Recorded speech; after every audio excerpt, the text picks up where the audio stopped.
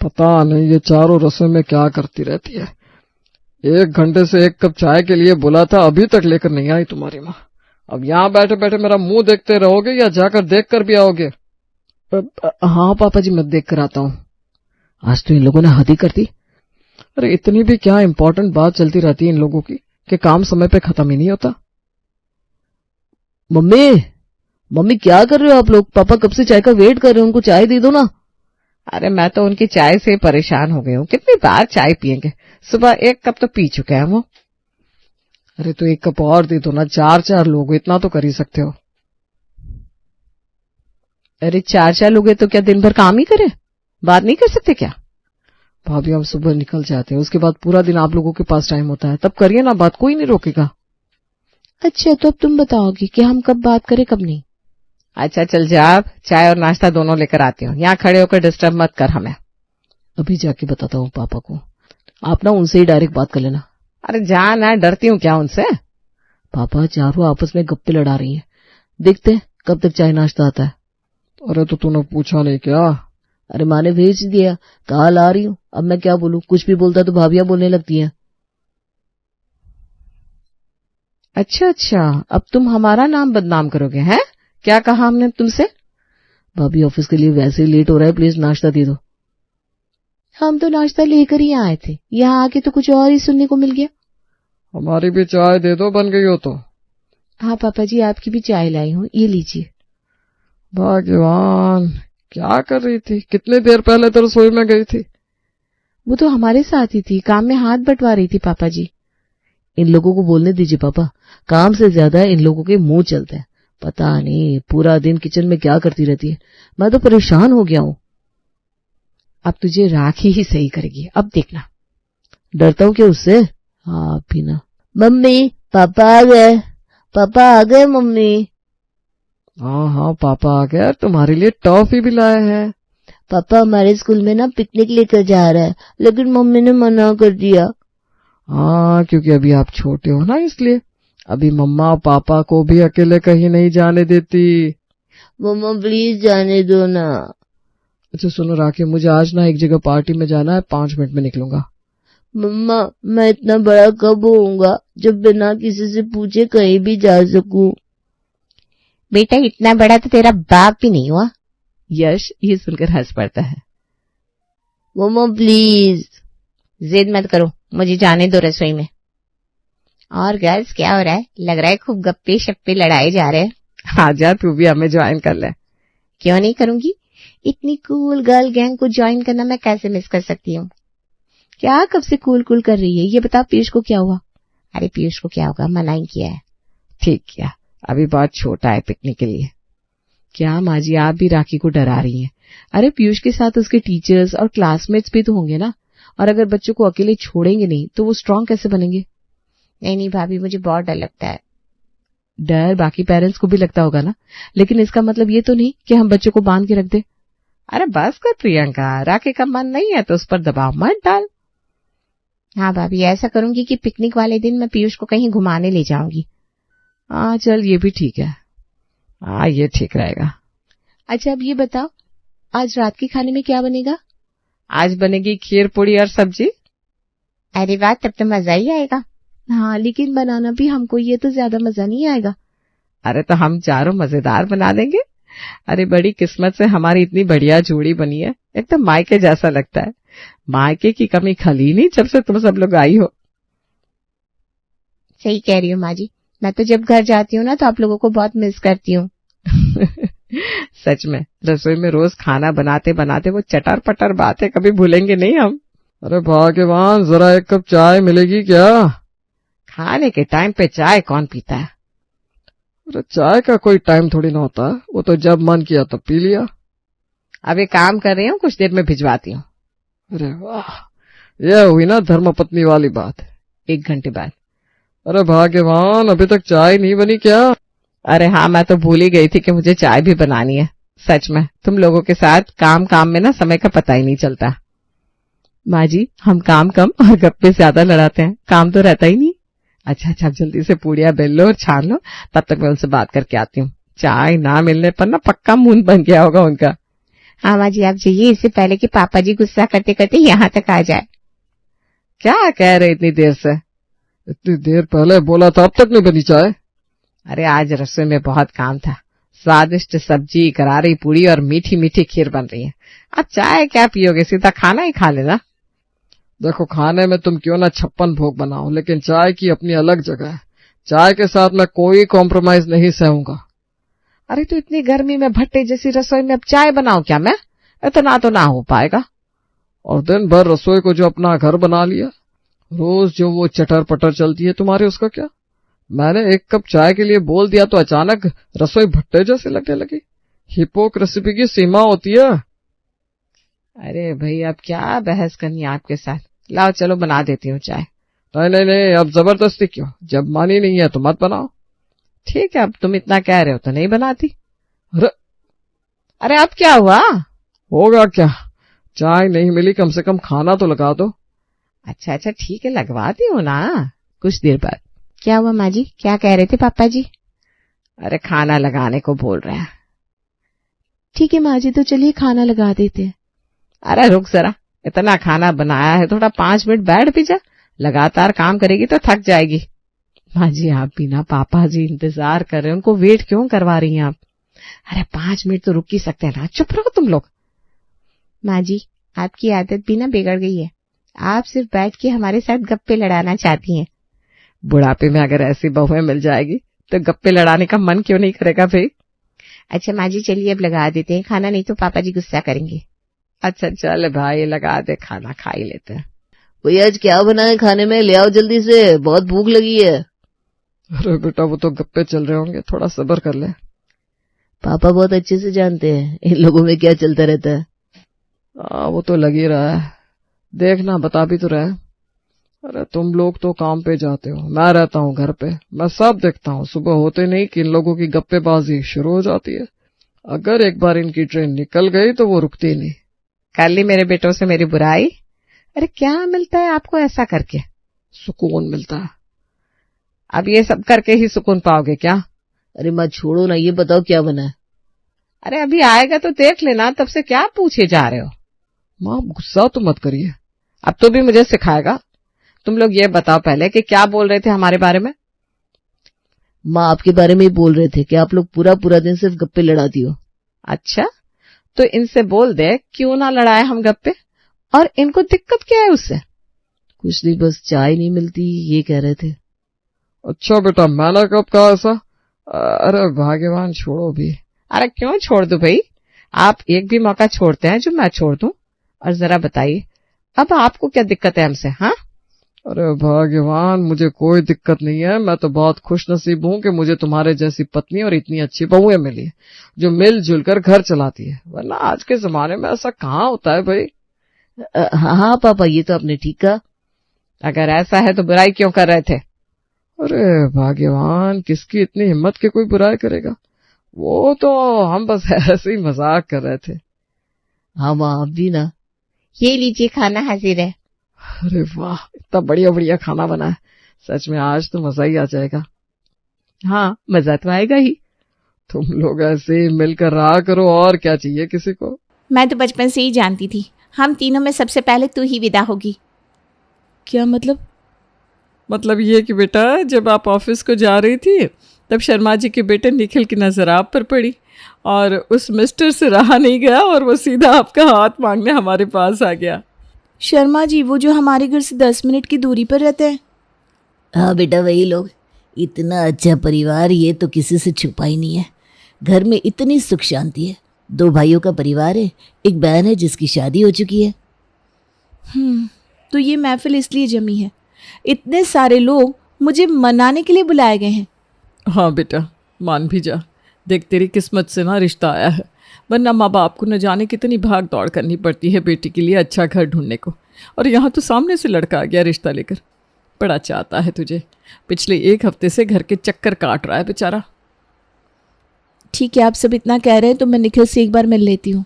दीपा निखिल और उसके परिवार से मिलती है तो उसे ऐसा लगता है मानो वो उसी परिवार का हिस्सा हो। सभी में इतना मेल जोड़ और इतना प्यार देखकर दीपा फौरन रिश्ते के लिए हाँ कर देती है। आप ठीक कह रही थी मम्मी, मुझे तो लगा ही नहीं था कि आज के ज़माने में किसी परिवार में इतना अपनापन हो सकता है। मेरी जिठानी तो इतनी खुश है मुझे देखकर कि क्या बताऊं।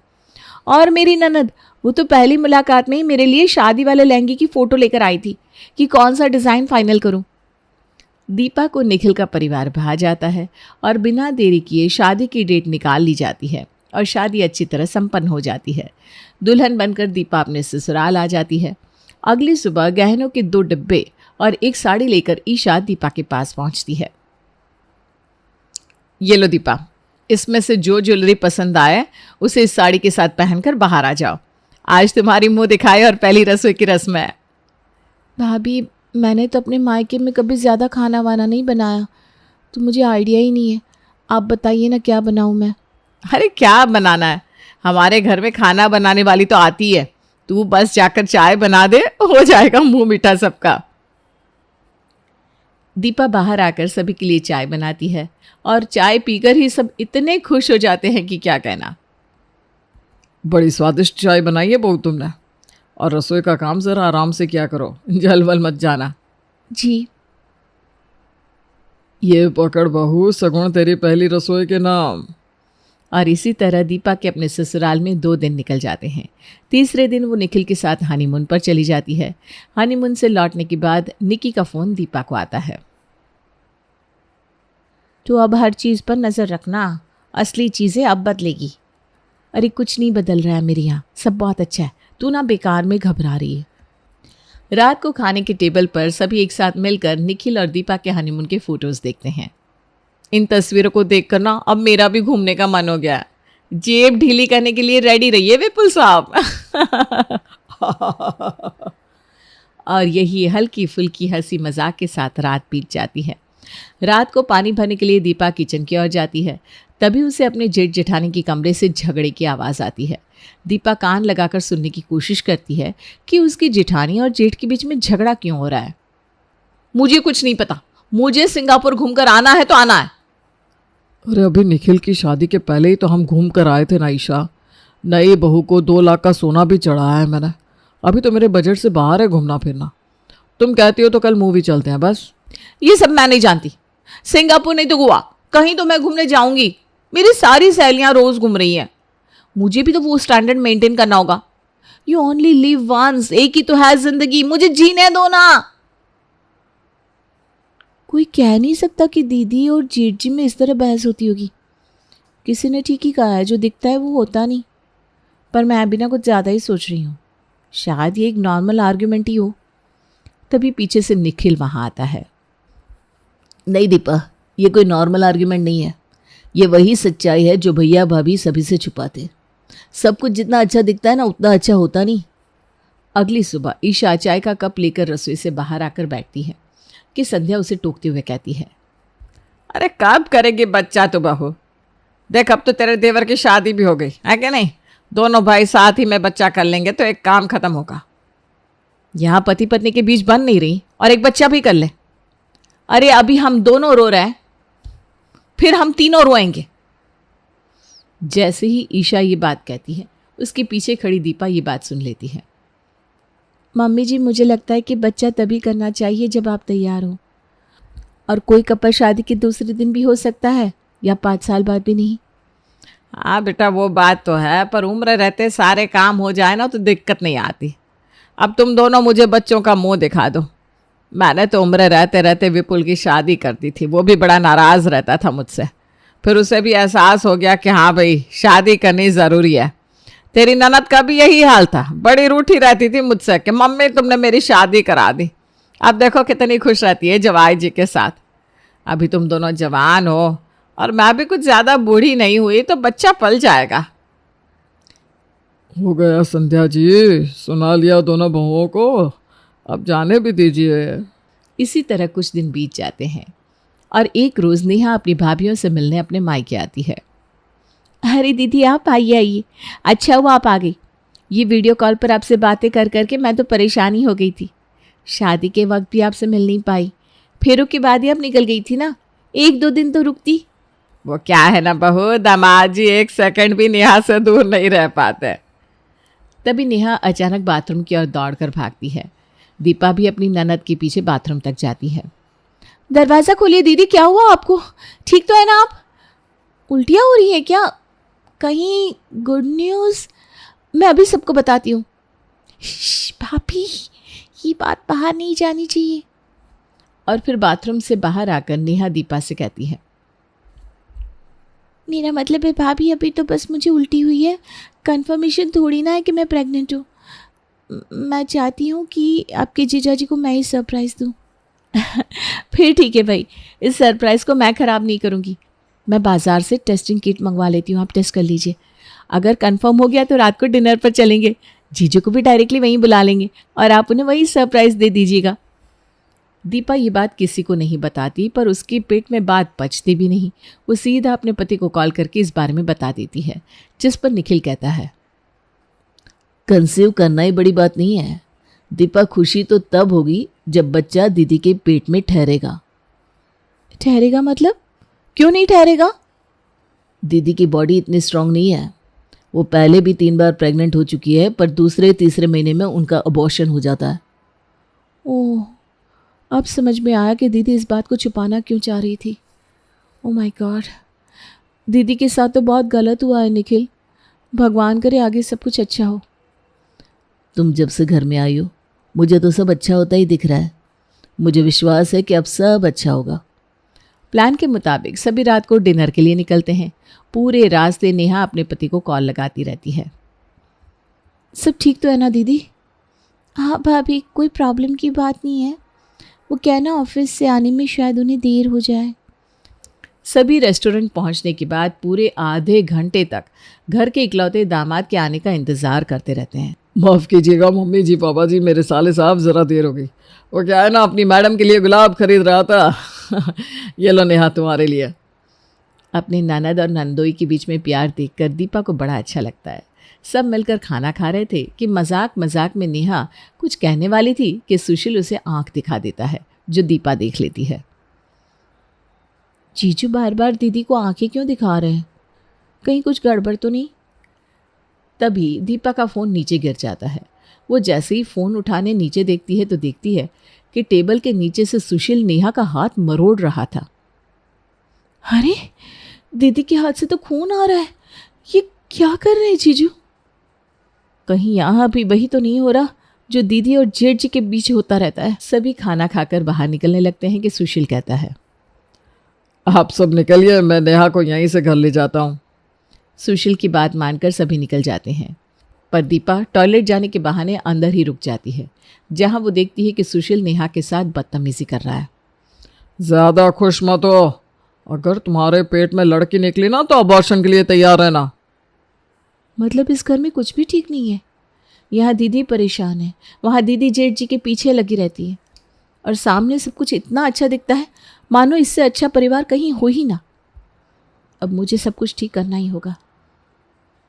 आज रात भी दीपा अपने जेठ जेठानी के कमरे के बाहर छिपकर उनकी बातचीत सुनती है। मुझे फिर से लोन लेना पड़ेगा ईशा, मुझ पर पहले से ही 4 लोन चल रहे हैं। कल मेरा एक चेक भी बाउंस हो गया, मुझ पर केस हो जाएगा। तुम समझ क्यों नहीं रही हो? यहाँ जहर खाने के पैसे नहीं है और तुम्हें गुच्ची का पर्स चाहिए। You only live once। मैंने तुमसे शादी यहाँ कमरे में बैठकर जिंदगी बर्बाद करने के लिए नहीं की थी विपुल। मुझे जो चाहिए सो चाहिए, वरना मैं अपने घर चली जाऊंगी। विपुल बिस्तर पर बैठा रोता रहता है और ईशा लाइट्स ऑफ करके सो जाती है। दीपा ये सब कुछ निखिल को बताती है और अगली सुबह से दोनों पति पत्नी मिलकर पूरे घर को सुधारने के इस प्लान की शुरुआत कर देते हैं। खाने के टेबल पर, ये आज से ऑफिस से आते वक्त प्लॉट फाइनल कर देना। यहाँ जहर खाने के पैसे नहीं है दीपा, क्या मजाक करी हो तुम? जहर खाने के पैसे नहीं है? कोई बात हुई है क्या बेटा? मुझ पर क्या बीतती है मम्मी, मैं घर में किसी को नहीं बता सकता, पर मैं भी तो इंसान हूँ, फ्रस्ट्रेट हो जाता हूँ।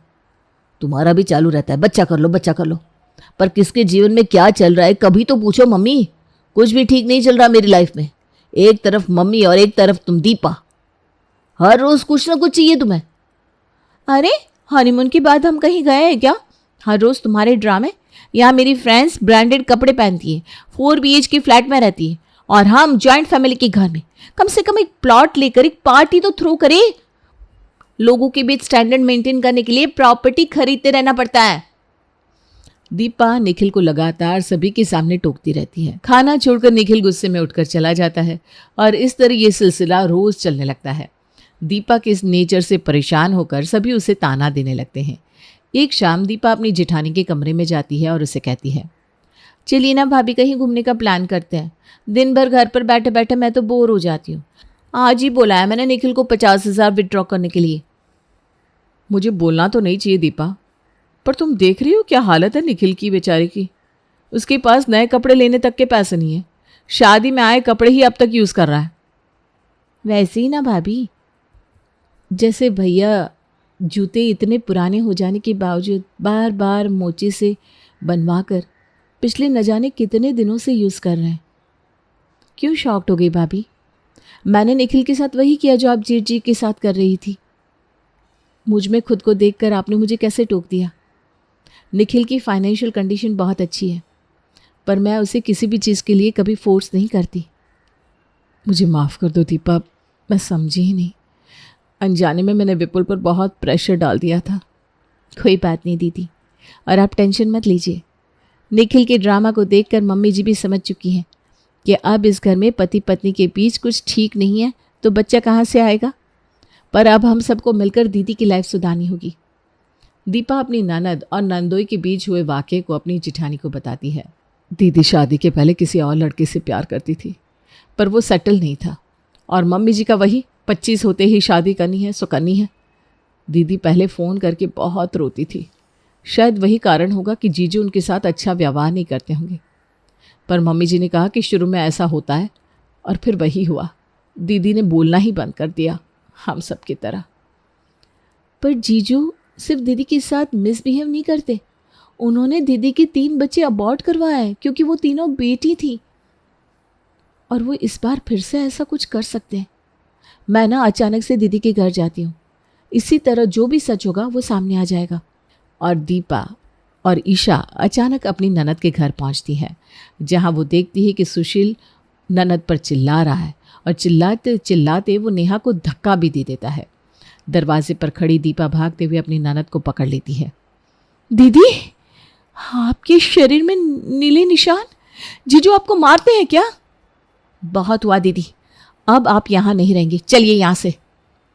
दीपा नेहा को वापस मायके ले आती है, जहाँ उसे पता चलता है कि शादी के दूसरे दिन से ही सुशील नेहा को बहुत मारता था।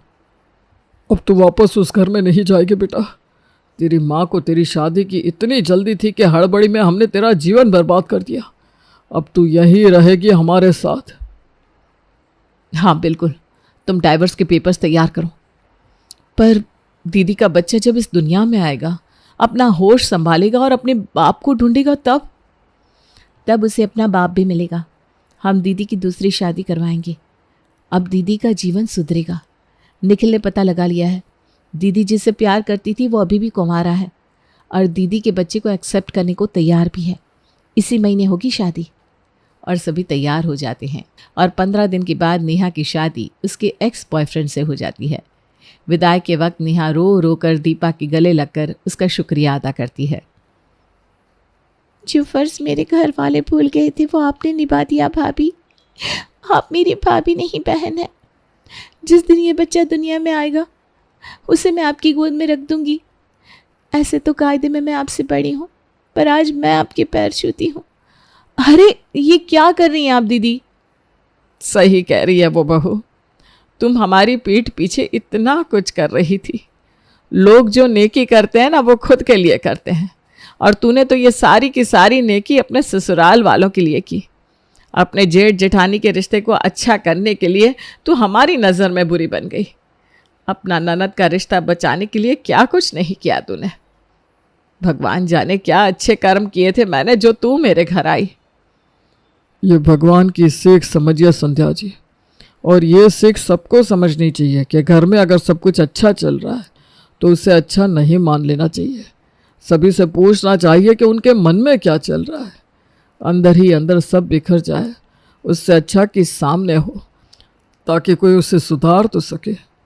दीपा की समझदारी और निखिल का साथ उनके परिवार को बचा लेता है, और सब कुछ खुशहाल हो जाता है।